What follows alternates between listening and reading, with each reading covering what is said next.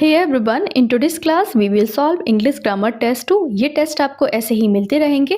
Like share subscribe करके notification call पे set कर लें और हाँ, ज़्यादा से ज़्यादा लाइक करना है, शेयर करना है दोस्तों के साथ में और हाँ, नोटिफिकेशन कॉल पे ज़रूर सेट कर लेना। चलो स्टार्ट करते हैं। फर्स्ट क्वेश्चन है Ram said comma inverted comma good morning sir. तो इसमें राइट ऑप्शन क्या होगा? ए होगा, बी होगा, सी होगा या फिर डी होगा? वीडियो को पॉज करके अपना आंसर सोच लो। तो देखो इसमें रूल क्या अप्लाई होगा? When the reported words express greetings. Reported word क्या बताएं? जैसे डायरेक्ट से इनडायरेक्ट बनाएं। डायरेक्ट में क्या दिया हो, अगर आपको गुड मॉर्निंग या फिर good evening, good night, hello, goodbye दिया है तो इन सबको हम विस्ड में चेंज करते हैं। किसमें? WISHED, विस्ड में चेंज करते हैं। तो यहाँ देखो ऑप्शन को एलिमिनेट करते हैं। बी और सी में तो दिया ही नहीं है, इसमें सेड दिया, इसमें डिक्लेयर दिया। अब देखो ए और बी में विस्ड दिया है। तो अब यहाँ पर हमें क्या देखना है? यहाँ ये देखना है टू सर आएगा या फिर हिज सर आएगा। देखो राम यहाँ पर सर से डायरेक्ट गुड मॉर्निंग बोल रहा है, क्या बोले? तो यहाँ पर टू का यूज नहीं होगा। यहाँ पर हम डायरेक्ट बोलेंगे Ram wished his sir a good morning. सामने से जाके बोला होगा ना, क्योंकि स्ट्रक्चर भी क्या होता है, we don't say to sir here because structure is wish plus person plus a plus noun होता है, इसलिए हम यहाँ पर सर अ गुड मॉर्निंग बोलेंगे। यहाँ पर टू सर का यूज नहीं होगा, उसने डायरेक्ट गुड मॉर्निंग बोला होगा अपने सर को जाके, इसलिए हम यहाँ पर डी यूज करेंगे। यानी राइट ऑप्शन हो जाएगा क्वेश्चन नंबर 1 का हमारा डी हो जाएगा, Ram wished his sir a good morning हो जाएगा। नेक्स्ट देखते हैं क्वेश्चन नंबर 2 है which of the following sentence is correct. तो इसमें हमें भी बताना है कौन सा जो सेंटेंस है जिसमें सही प्रपोजिशन का यूज हुआ है। तो इसमें राइट ऑप्शन हो जाएगा बी हो जाएगा। क्यों हो जाएगा? क्योंकि the verb enter already means go into. तो यहाँ पर हम किस एंटर्ड के साथ में कोई प्रपोजिशन का यूज नहीं करेंगे, क्योंकि एंटर का मतलब खुद में ही होता है अंदर आना या फिर किसी में प्रवेश करना, इसलिए इसके साथ में कोई भी प्रपोजिशन नहीं आता। इसमें इनटू लगा दिया, इसमें इन लगा दिया, इसमें टू लगा दिया है, तो यहाँ पर क्या मिस्टेक देख लिया हमने। क्वेश्चन नंबर 3 है the gardens in Srinagar are more beautiful than dash. तो इसमें राइट ऑप्शन क्या होगा? अब आप सोच लो, यहाँ पर श्रीनगर के जो गार्डन है मैसूर के बागों से अधिक ज़्यादा सुंदर हैं या अच्छे दिखते हैं। तो इसमें राइट ऑप्शन क्या होगा? देखो वी आर कंपेयरिंग गार्डन्स, यानी ये गार्डन क्या है? प्लूरल नाउन है। Now when we compare things and want to avoid repetition of the same noun we use that or those depending on number, singular या फिर plural। यहाँ पे plural gardens है, इसलिए हम यहाँ पे those का यूज करेंगे। तो राइट ऑप्शन है the gardens in Srinagar are more beautiful than those of Mysore. Right option होगा क्वेश्चन नंबर 3 का क्या हो जाएगा? डी हो जाएगा। इस ट्रिक से समझो, देखो अगर सिंगुलर किसी चीज की तुलना हो रही, कंपेयर किया तो दैट ऑफ लगा दो, प्लूरल की तुलना हो रही है तो दोज ऑफ लगा दो। नेक्स्ट देखते हैं क्वेश्चन नंबर 4 है which is the verb form in the underline part of the sentence. इसमें हमें ये बताना अटेंड क्या है। She is going to attend a wedding. तो इसमें राइट ऑप्शन क्या होगा? ये यहाँ पर क्या काम कर रहा है? यहाँ पर इन्फिनेटिव का काम कर रहा है। क्या काम कर रहा है? इन्फिनेटिव। टू अटेंड यानी क्या है? इन्फिनेटिव है, टू प्लस वर्ब है, टू प्लस वर्ब को हम इन्फिनेटिव कहते हैं, या टू अटेंड एक इन्फिनेटिव का काम कर रहा है। राइट ऑप्शन सी हो जाएगा, इन्फिनेटिव। नेक्स्ट देखते हैं question number 5 punctuate the following lines. तो इसमें राइट ऑप्शन क्या होगा? यहाँ पर alas the king is dead को यहाँ पर किस तरीके से सही पंचुएट किया जाएगा? तो यहाँ जो राइट ऑप्शन हो जाएगा वो ए हो जाएगा। Alas exclamation mark the king is dead, exclamatory words like alas हो, ब्रेवो हो, हुर्रा हो, ओ हो, वाह हो are followed by an exclamation mark. कौन कौन से वर्ड होते हैं? एक्सक्लेमेटरी वर्ड्स होते हैं, जैसे अलास, ब्रेवो, हुर्रा, ओ, वाओ, ये सब एक्सक्लेमेटरी मार्क, ये जो मैंने बनाया आई, उल्टा आई बनाया है, इसको फॉलो करते हैं। अलास जो वर्ड है वो एक्सक्लेमेटरी मार्क यानी उल्टा आई लेगा। यहाँ पर ए में दिया है, बाकी बी सी में नहीं है, इसलिए राइट ऑप्शन ए हो जाएगा। नेक्स्ट देखते हैं क्वेश्चन नंबर 6 है Isha said comma inverted comma please lend me the book comma Asha. तो इसमें राइट ऑप्शन क्या होगा? यहाँ पर आप सोच लो, यहाँ पर प्लीज वर्ड दिया गया है। क्या दिया है? प्लीज वर्ड दिया गया है, तो इसको रिक्वेस्ट में चेंज करेंगे, indirect speech. Requested someone to plus verb हो जाएगा। प्लीज आने पर रिक्वेस्टेड का यूज हम करते हैं, तो राइट ऑप्शन हो जाएगा, क्या हो जाएगा? ए हो जाएगा। यहाँ पर Isha requested Asha to lend her the book हो जाएगा। Requested plus person plus to plus verb होता है यहाँ पर। राइट ऑप्शन क्या हो जाएगा? ए हो जाएगा। Isha requested Asha to lend her, यहाँ पर मी फर्स्ट पर्सन है, ईशा चेंज किया, यहाँ पर हर हो जाएगा। हर हो जाएगा यहाँ पर और द बुक बाकी यहाँ पर आ जाएगा। राइट ऑप्शन ए हो जाएगा। मी को हम किससे चेंज करेंगे? फर्स्ट पर्सन आशा से चेंज करेंगे, फर्स्ट पर्सन को फर्स्ट पर्सन चेंज करेंगे और शी का ऑब्जेक्ट हर होता है इसलिए यहाँ पर हर हो जाएगा यहाँ पर, क्योंकि सब्जेक्ट नहीं लिखेंगे यहाँ पर मी ऑब्जेक्ट था ना तो ऑब्जेक्ट ही आएगा। क्वेश्चन नंबर 7 है he confess that he has committed the crime. तो इसमें राइट ऑप्शन क्या होगा? ये सेंटेंस क्या है? कॉम्प्लेक्स है, कंपाउंड है, सिंपल है या फिर नन ऑफ दीज है? देखो अगर आपको इंडिविजुअल चाहिए आपको ये वीडियो कॉम्प्लेक्स, कंपाउंड, सिंपल पे सिंपल ट्रिक के साथ तो मुझे कमेंट कर देना, मैं एक वीडियो बना दूंगी। तो ये एक कॉम्प्लेक्स सेंटेंस है। देखो इसको पहचानने का एक तरीका क्या है, इसको हम कैसे पहचानेंगे ये कॉम्प्लेक्स है? देखो मेन क्लॉज क्या है? ही कन्फेस्ड है। सबऑर्डिनेट क्लॉज क्या है? That he has committed the crime है। तो ये क्या हो जाएगा? इसको दैट, ये सबऑर्डिनेट जो क्लॉज इन दोनों को जोड़ने का काम दैट कर रहा है यहाँ पर। Since the sentence has one main clause and the subordinate clause, it is a complex sentence. तो ये क्या है? कॉम्प्लेक्स सेंटेंस है।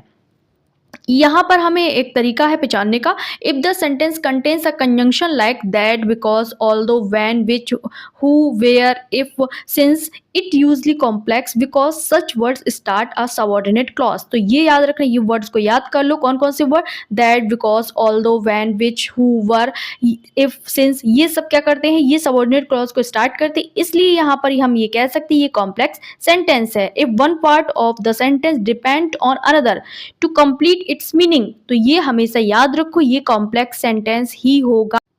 अगर सेंटेंस में that, when, because, who, where, although जैसे वर्ड दिख जाए तो समझो कॉम्प्लेक्स सेंटेंस है, एक क्लॉज दूसरे पर डिपेंड करता है। तो यहाँ राइट ऑप्शन कॉम्प्लेक्स हो जाएगा, दैट से जुड़ा हुआ है। नेक्स्ट देखते हैं क्वेश्चन नंबर 8 है एनिमोसिटी का हमें क्या बताना है? मीनिंग बताना है यहाँ पर। तो इसका मतलब होता है स्ट्रॉन्ग फीलिंग ऑफ हेट्रेड, यानी किसी से बहुत ज़्यादा नफरत करना। तो राइट ऑप्शन क्या हो जाएगा? ए हो जाएगा यहाँ पर। डीप हेट्रेड या फिर हॉस्टिलिटी हो जाता है। एनिमोसिटी का मतलब होता है गहरी दुश्मनी। क्वेश्चन नंबर 9 है अ nap after lunch is called. एक दोपहर का खाना खाने के बाद छोटी जो नींद आती है थोड़ी सी, उसे सीस्टा बोलते हैं। Siesta is a short sleep taken in afternoon. दोपहर में लग गई नींद को हम सीस्टा कहते हैं। क्वेश्चन नंबर 10 है the sudden running of a herd और फ्रेटेंड एनिमल्स इज। जो एकदम से जो भीड़ आती है उसे स्टैम्पीड बोलते हैं, चाहे वो लोगों की हो चाहे जानवरों की, उसको स्टैम्पीड बोलते हैं। क्वेश्चन नंबर 11 है choose the correctly spelled word. यहाँ पर हमें हाइड्रोकोर्टिसोन का सही स्पेलिंग बताना है।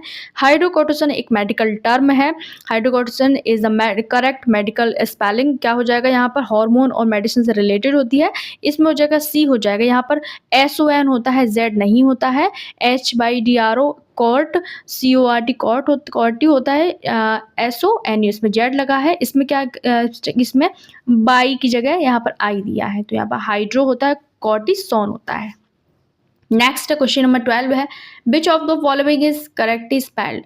इसमें आपको बताना है कौन सा स्पेलिंग सही है। ये आपका होमवर्क है, आप लोग मुझे कमेंट करके बताएंगे। सफॉजेट का मतलब होता है जो महिला के अधिकारों के लिए संघर्ष करती है महिला। A women campaigning for voting rights. तो इसमें राइट ऑप्शन क्या होगा? ये कौन सी स्पेलिंग है? हिंदी मैंने बता दी है, ये मुझे आप कमेंट करके बताना इसका। नेक्स्ट देखते हैं question number 13 the principal with his teachers dash come. तो इसमें राइट ऑप्शन क्या होगा? यहाँ पर आप सोच लो। When two nouns are joined by with verb agrees with the first subject. याद कर लो, with, together with, along with, इन सबसे जुड़े हो तो इनसे पहले जो सब्जेक्ट होता है उसके अकॉर्डिंग ही वर्ब आती है। तो यहाँ पर क्या है? विद है। विद से पहले यहाँ पर क्या है? द प्रिंसिपल है।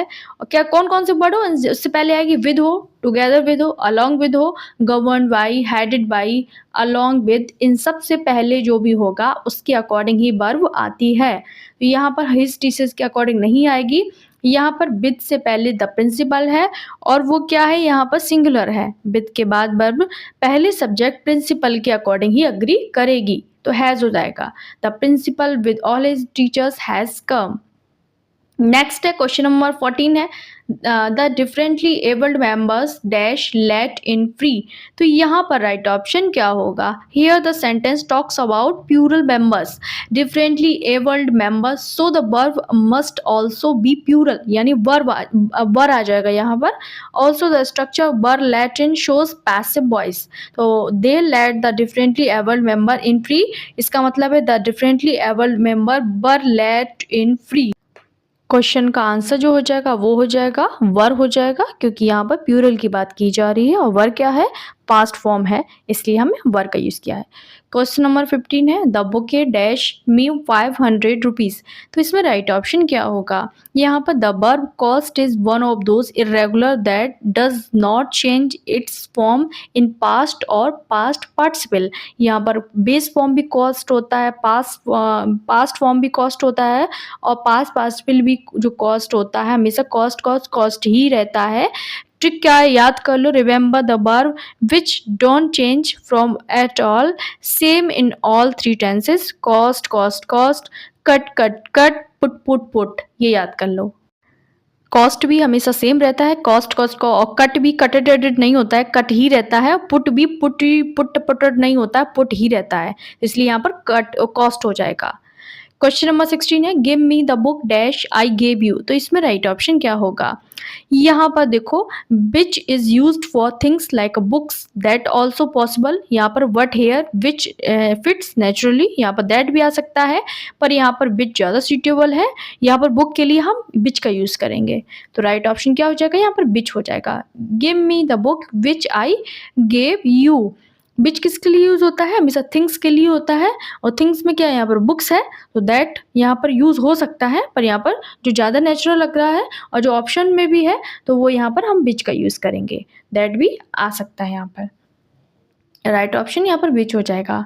नेक्स्ट देखते हैं question number 70 her little girl are always dash dress. तो इसमें राइट ऑप्शन क्या होगा? यहाँ पर आप सोच लो, यहाँ पर adverb modifies the verb dressed, तो यूज एडवर्ब प्रेटली, यहाँ पर पीआरई क्या हो जाएगा? P R E double T I L Y prettily, यानी डी हो जाएगा राइट ऑप्शन। ड्रेस्ड वर्ब है, इसलिए यहाँ पर हम एडवर्ब प्रेटली का यूज करेंगे। यहाँ पर किसको बताने के लिए, क्या प्रेटी है? ड्रेस प्रेटी है, तो यहाँ पर यूज किया है। क्वेश्चन नंबर 18 है Prithvi theatre is dash theatre in Mumbai. तो इसमें राइट ऑप्शन क्या होगा? अब आप सोच लो, यहाँ पर यूज होगा वो क्या हो जाएगा? बी हो जाएगा, द ओल्डेस्ट थिएटर है, क्या है? Superlative degree, use the plus adjective plus EST, old का सुपरलेटिव फॉर्म क्या होता है? द ओल्डेस्ट हो जाएगा यहाँ पर। राइट ऑप्शन हो जाएगा क्वेश्चन नंबर 18 का हो जाएगा बी हो जाएगा। नेक्स्ट देखते हैं क्वेश्चन नंबर 19 है I know where he lives is an example of. इसको बताना है कि ये कौन सा है, सिंपल है, कॉम्प्लेक्स है, कंपाउंड है, या कंपाउंड कॉम्प्लेक्स सेंटेंस है।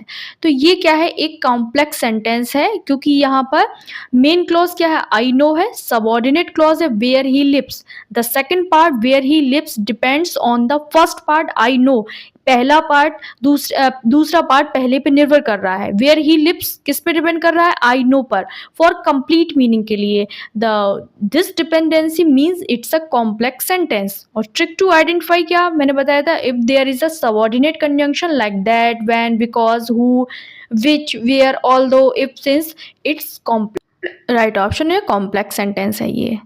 लास्ट क्वेश्चन है आज की वीडियो का, which is a compound sentence. इसमें कंपाउंड सेंटेंस कौन सा है? तो यहाँ पर जो राइट ऑप्शन हो जाएगा वो बी हो जाएगा, we stayed inside and we watched a movie. Right option हो जाएगा बी हो जाएगा, क्योंकि देखो स्टेप बाय स्टेप समझते हैं। क्लॉज 1 क्या है? बी स्टेड इनसाइड है। क्लॉज 2 क्या है? We watched a movie. Both are independent clause, each can stand alone, इसे किसी की जरूरत नहीं है, इसलिए ये कंपाउंड है। अगर जरूरत होती तो कॉम्प्लेक्स होता। एंड ज्वाइंड बाई एंड से जुड़ा है, which is a coordinating conjunction, subordinate conjunction नहीं है, ये coordinating conjunction. Here it is a compound sentence. याद करने की ट्रिक का है, if two independent clauses are joined by coordinating conjunction, कौन कौन से? For, and, nor, but, or, yet, so. इसको याद करेंगे हम फैन वॉइस से। अगर आपको फैन वॉइस मिल रहा है तो वो कंपाउंड है। फैन वॉइस क्या है? एप से बनेगा फॉर, ए से बनेगा एंड, एन से बनेगा नॉर, और बी से बनेगा बट, ओ से बनेगा और बाई से बनेगा येट, और किससे? एस से बनेगा सो। तो ये क्या है? कंपाउंड है। If both parts can stand alone as full sentence, it's a compound sentence. अगर आप कहेंगे सिंपल, कंपाउंड, कॉम्प्लेक्स पे आपको इंडिविजुअल वीडियो चाहिए तो मुझे कमेंट कर देना। बाकी अपना होमवर्क मुझे कमेंट कर देना, लाइक शेयर सब्सक्राइब कर देना। मिलते हैं अगली वीडियो, तब तक के लिए बाय बाय।